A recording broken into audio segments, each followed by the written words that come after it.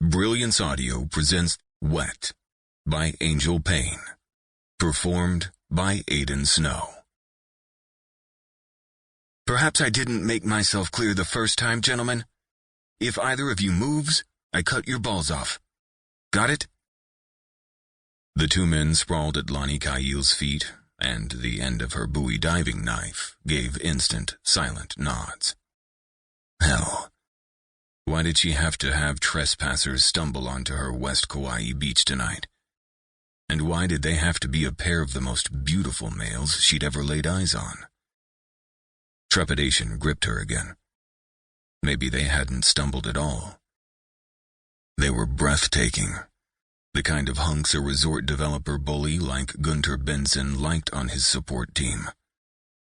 The first of them, though clearly between 3 and 13 sheets to the wind, was a mesmerizing mix of rugged and beautiful. His blazing amber eyes were framed by a messy head of hair in a slightly darker shade. The other filled out the yin to that yang, his silky gray gaze and spiky dark hair no less arresting. They were both built like the walls of Waimea Canyon, huge and hard, and covered in taut bronze skin. Their open shirts, thrown over wrinkled khaki shorts, made it sinfully easy to confirm the conclusion.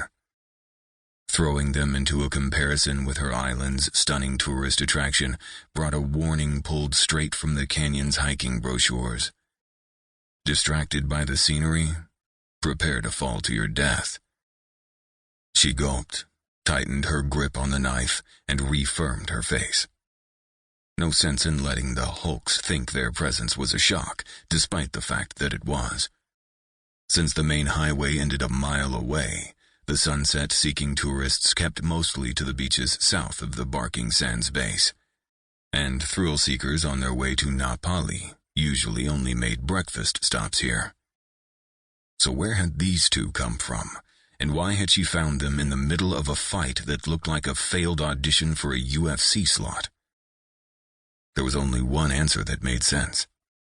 They had to be part of Gunter's goon squad, sent out here in preparation for the casual meeting their boss had requested for tonight up at the ranch's main house. And this move just screamed casual, didn't it? She glowered harder, though she thanked the gods she'd discovered the intruders now, thanks to being paranoid enough to conduct a preliminary property sweep.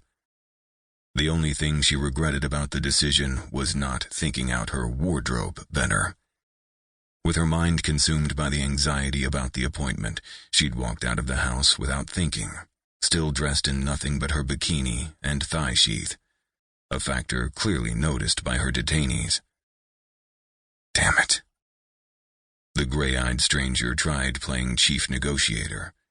He raised a placating hand as if her knife was nothing but a quill pen. We got the message loud and clear, sweetheart, so why don't you just lower... I'm not your sweetheart.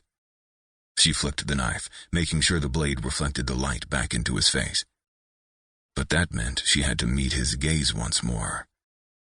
Why did the man have to possess such mesmerizing eyes? He lowered the hand. Fair enough. Maybe you have a real name I can use? Nice try. Like he didn't know her name already. The man's persistent sociability, even with her Bowie at his nose, answered that well enough. What the hell was Benson's game this time? Why had he sent in a pair of his cabin boys to act like drunk frat brothers on the beach like this? Did he think she wouldn't see through this game?